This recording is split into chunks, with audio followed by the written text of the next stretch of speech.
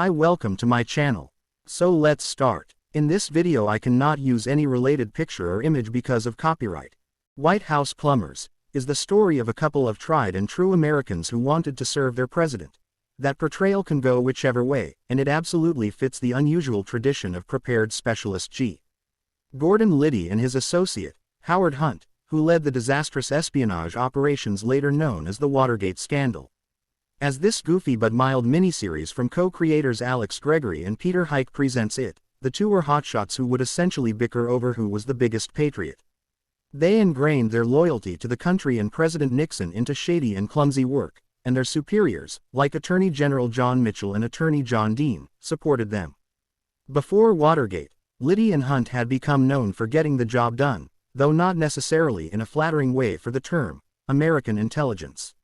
The political fallout caused by Liddy, Hunt, their first arrested associates, the Nixon administration, etc., used to imbue paranoia, conspiracy, and distrust. 50 years later, those concepts are old hat on a national scale. Now, Watergate is a joke about the infrastructure of America.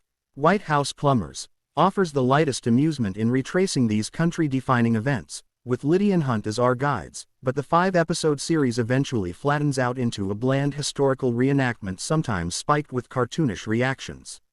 With each episode directed by David Mandel, also a Veep alum, along with Gregory and Hike, White House Plumbers initially gets considerable momentum from the weirdness of its two lead performances.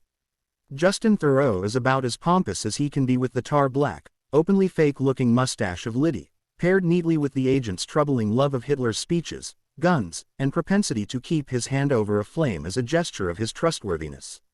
Shea Whigham previously played this larger-than-life figure in Stars' Watergate and Martha Mitchell's series, Gaslit, with even more feverish intensity, at one point stealing the show from Julia Roberts by battling a rat in prison. But Theroux's self-amusement with the character is infectious enough. It's in the way his Liddy speaks regally as if he were already the star of a miniseries in his head.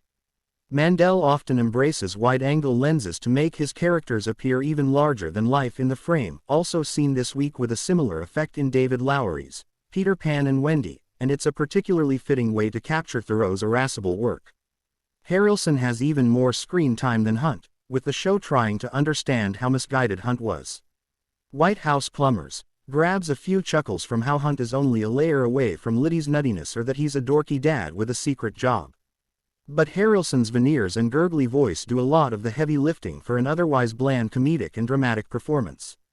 Hunt's character has a tragic element that Harrelson doesn't get to the bottom of, and it's a missed opportunity. White House Plumbers is better before it gets to Watergate, with the first half depicting how Liddy and Hunt were bombastic but somehow good at their jobs, which helped them lead Nixon's corrupt committee for the re-election of the president.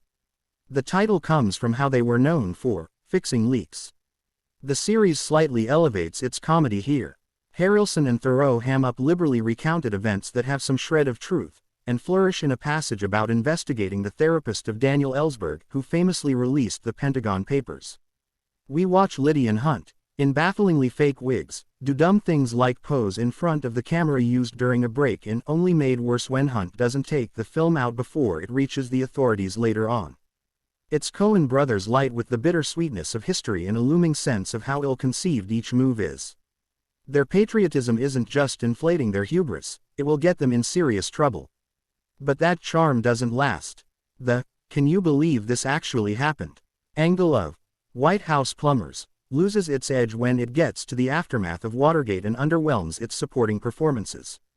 This self-amused series recruits a wealth of funny supporting people: Joel Murray, Toby Huss, Ike Barinholtz, Judy Greer, David Krumholtz, Donald Gleason, and more, as if to signal a lighter nature, but then minimizes what they can offer.